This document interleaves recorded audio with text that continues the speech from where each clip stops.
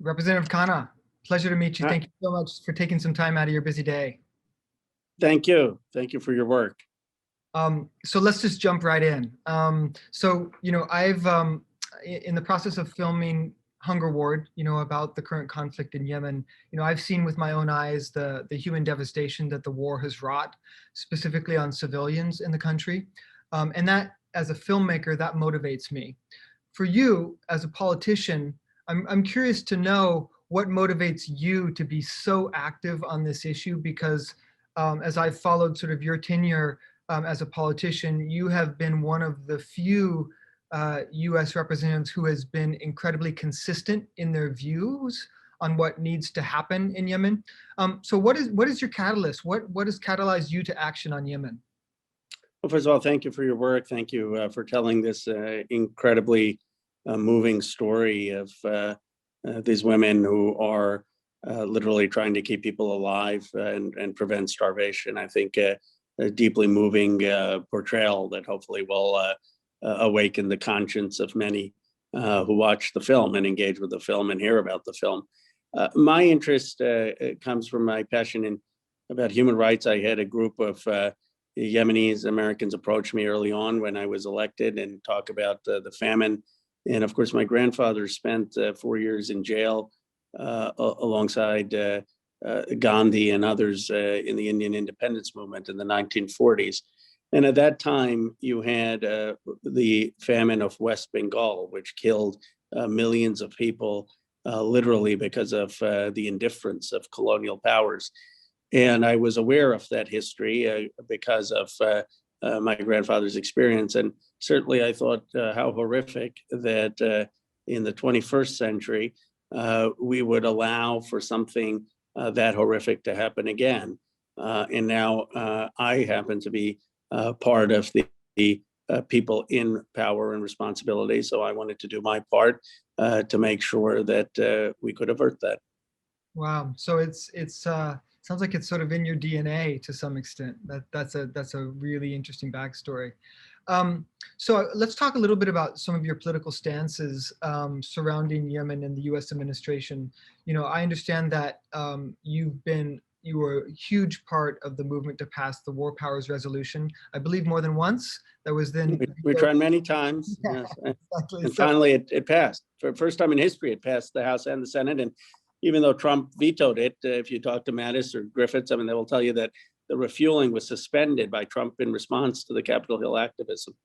Yeah, I mean, positive outcome on one level, right? So that's really wonderful, to have made progress even incrementally like that.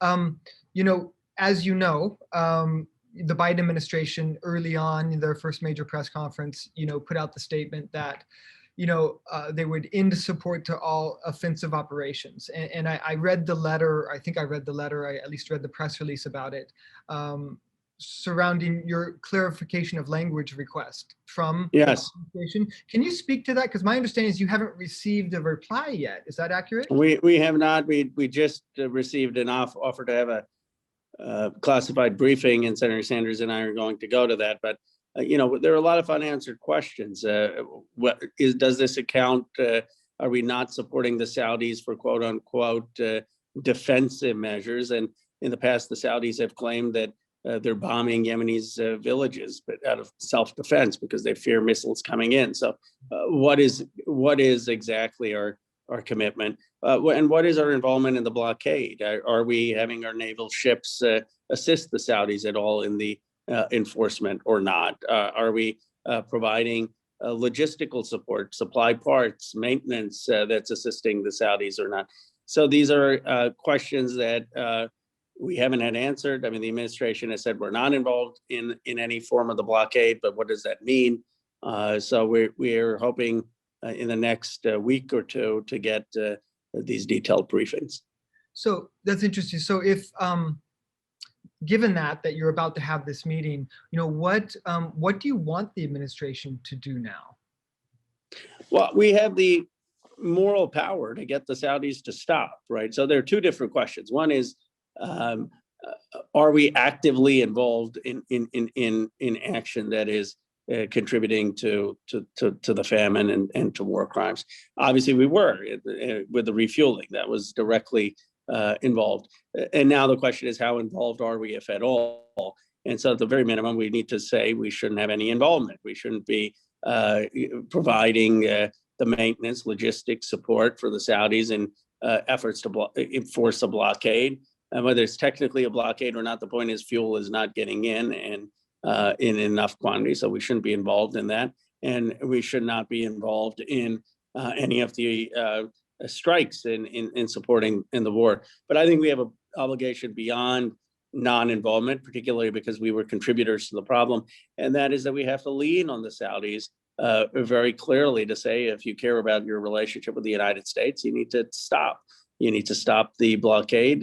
You need to stop the offensive activity. You need to, wholly apart from whether we're assisting, you need to stop funding Yemenis groups. The UAE needs to stop funding those groups before we sell them more arms to us. And Iran needs to stop. I mean, I don't believe that the Houthis are innocent actors in any way, but the point is that we need to return this to a civil war before we can resolve it and get the foreign interference out.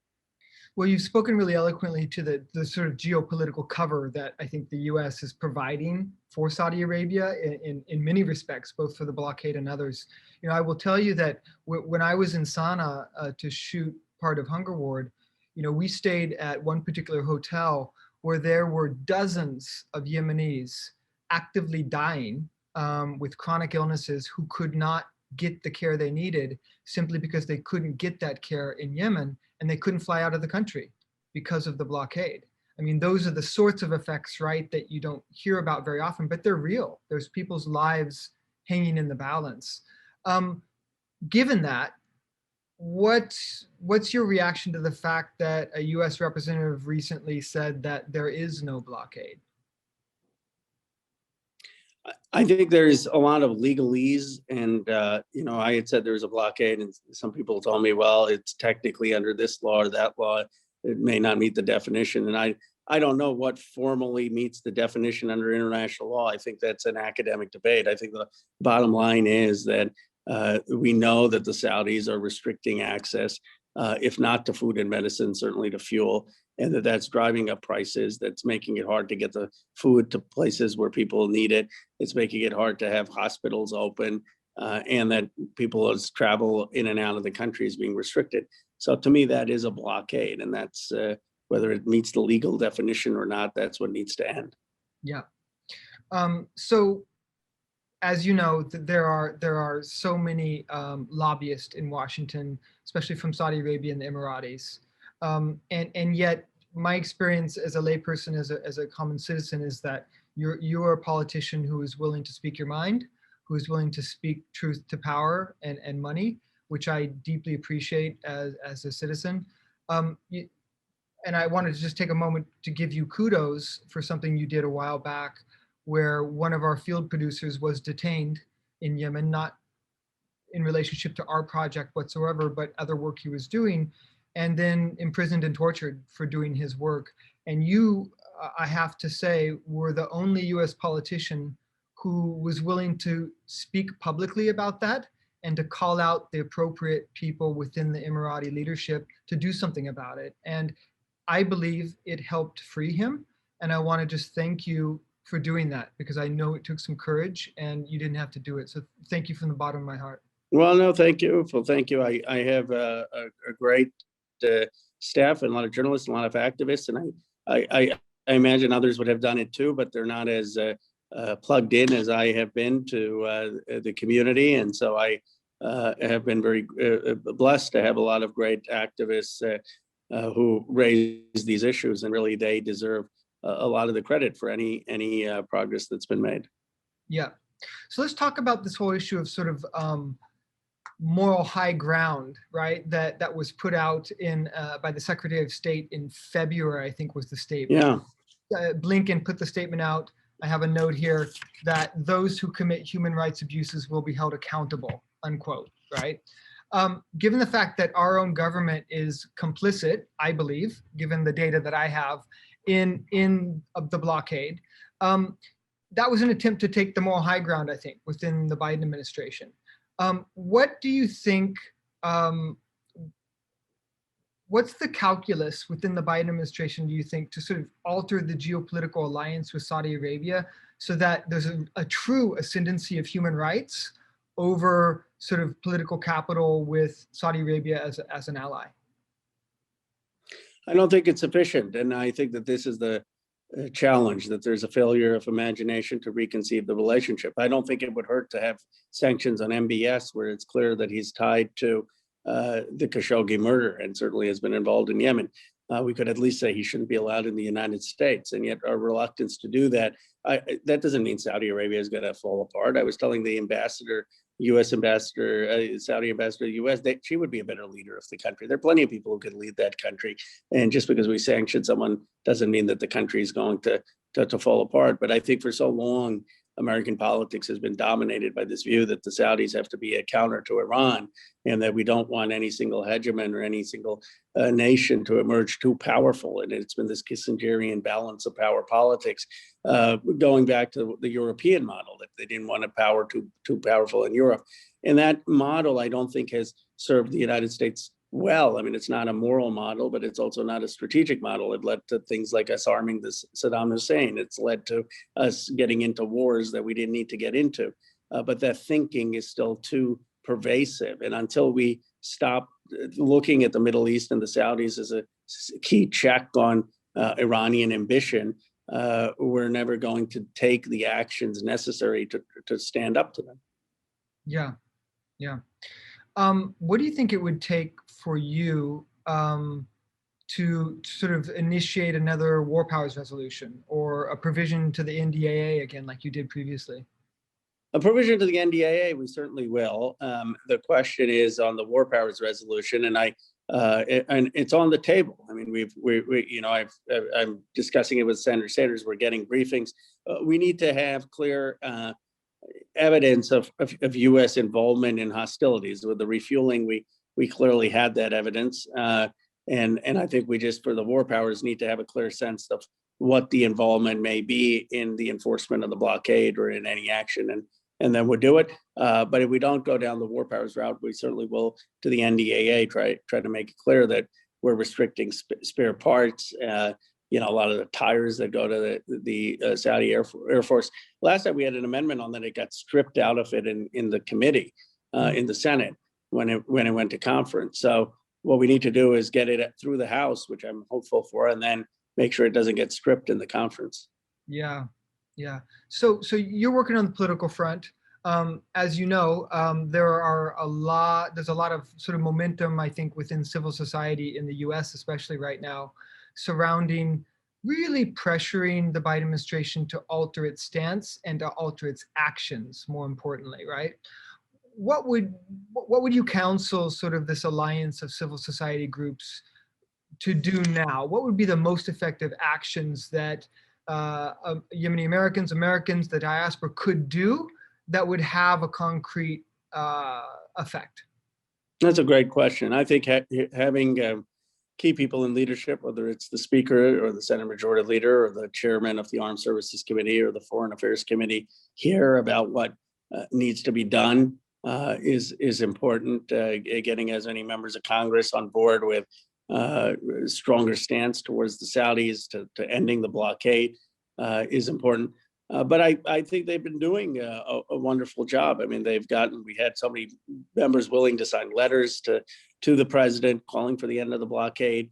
That position is becoming more common in Congress, and that's a result of a lot of the activism and, of course, the heroism of the activist who was willing to literally fast for so long. I think caught a lot of people's attention.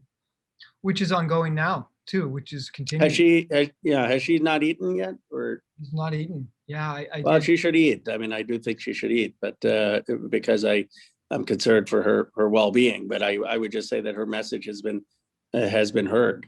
Yeah, yeah. So, I'm not a politician, but I have worked in Yemen, and we have created this film that sort of is now part of this movement to raise awareness, as you know. In my view, the blockade in its current iteration is indeed a war crime. That's how I see it, because it's actively leading to the starvation of children, which I saw with my own eyes, and talked anecdotally with many, many families who could attribute it directly to lack of diesel, for example. Given that, as And an expand on that, because that's how do you see the blockade leading to the starvation? Is it that the lack of gas is not coming in, so people can't take their kids to the hospital, can't get food, or what are the tangible ties that you see between the blockade and the starvation? Yeah. So for example, I worked in one clinic in Aslam with Nurse Makia, and she sort of built that clinic from the ground up, really. And she serves a really wide geographical footprint. It's a rural clinic, and one of her biggest challenges when we were there, and then recently, is the fact that because it's a rural clinic, they rely to a great extent upon diesel, right? Not only to run a generator, but also to put in their vehicle and in their two motos that they have that fetch children from the villages, right, to get them to treatment. And I exchanged a series of messages with her about 2 months ago now, where she had talked about how incredibly difficult it was to bring the children for treatment now because there was simply no diesel to be had, and that children were literally dying because there was no diesel. And that's been during this period when the blockade over transport ships into Hodeidah has been so intense, because her fuel comes through that port. So there's one example. There are direct ties and correlations between the blockade of diesel and children dying. And so I'm ashamed and infuriated by that, because our government is at the very least providing geopolitical cover for Saudi Arabia in that effort. Yeah, no, I appreciate your making that point, and I think that point from the activist community to members of Congress, the specificity of what the blockade is doing and why it's tied to the suffering, I think the way you put it is very powerful. And I agree with you that at the very least, the United States is providing cover for this. And we keep talking about the Houthis' crimes, and no one. It's sort of it's a moot. It's not a relevant retort, because you could believe that the Houthis are committing crimes and still believe that we need to lift the blockade to get diesel to that clinic, and both could be true. And right now, from all of the reports I have heard, the most urgent matter is to lift the blockade in terms of saving lives, and that's not absolving other actors, but it's just saying that that's the most urgent thing we ought to be doing now. It is. I concur completely. I do want to point out just one of the things that inspires me to have created this film, but also sort of continue in this movement to try to sort of alter the calculus on what makes sense for the U.S. to do in relationship to Yemen, is we really tried to make a portrait of sort of hope and resilience with the film, even with sort of the shattered construct of what is Yemen right now. I see that same hope and resilience in the work that you're doing. I see the same hope and resilience in the work that Aisha Juman is doing, and Jahan, and so many other activists sort of in this community right now. And it gives me hope personally that the momentum has been growing for some time now, and especially with sort of the transition into the Biden administration, that we can truly alter the outcome of what's happening in Yemen relatively readily, if we continue that momentum and that pressure. Do you see that as well, or do you have a different perspective on that? Well, I appreciate the kind words. I will say that there's a huge difference between the dignity and inspiration and hope of people in Yemen who face incredible suffering and oppression, and have resilience there. I put that at sort of a highest category of human aspiration or human resilience. And then I'd say there far more than Congress is the hope of activists who are not really part of power and out there at a risk to their own self when confronting institutions of power and certainly their own time and their own livelihoods. I don't think the same applies candidly to members of Congress. Members of Congress are among the most privileged human beings on the face of this earth. And I think that for us, it's not a question of inspiration. I think it's a question of duty. It's a question of having some sense of understanding that, as one person put it to me, when the United States sneezes, it can affect the lives of millions around the world. And having that sense of understanding of the extraordinary power and responsibility that we wield and trying to do that more justly, I think is the least that can be expected of members of Congress. And in that end, I am hopeful that we're edging in a better direction, but I think we have a long way to go. Thank you for that. So one last question before we wrap this up. You know, as a filmmaker, when people watch Hunger Ward, you know, I get a variety of reactions, mostly overwhelmingly positive. And one thing that people consistently say is it's a difficult film to watch, despite I'm sure. despite the hope and resilience that it contains as well. And my reply most of the time is that, you know, it's important for us to look and it's important for us to see, and even if it makes us uncomfortable, that's okay, because sometimes it's discomfort in life that not only motivates us to action, but if we move through that discomfort, right, it probably means that it's something we should look at. I'm wondering, when you bring up Yemen and the war and the effects that US policy is having negatively in the country, do you ever get pushback like that or something along those lines? I do. I mean, I think people, one of the things very hard to do is go on cable news to talk about Yemen, and people who follow me politically know I show up on cable news often, and yet almost never to talk about Yemen. And I think that I've been told by bookers and folks that people will change the channel, that that's not something that they want to watch. And you know, I think that it's so important, partly out of empathy of what it means to be a human being. You know, there's a famous passage of Adam Smith where he talks about how if a person has a pain in their toe, they'll care more about the pain in their toe than they would some famine hundreds of miles away. And a lot of people just read that, but they don't read what Adam Smith goes on to say. He says, but that's not sufficient as a ground of action for a civilization. That what it means to be a civilization is then to look and think rationally and empathetically about what really should take priority, the pain in your toe or deaths across the world, and what it means to be fully human, what it means to not be just a creature of instinct, is to think rationally and morally. So I think what your film does is help us make us a more just society in that aspiration of striving for morality, which I think is the highest human aspiration. And it makes us better and more interesting human beings. There's a reason that so much of great art is about suffering. It brings out elements of life and resilience, and just makes us more complete people. So I hope people will watch the film and act on it. You remind me of the Khalil Gibran quote, "Love is work made visible." So well said. Wonderful. I think that's a perfect way to wrap this up. Representative Khanna, I thank you from the bottom of my heart for taking the time. No, thank you.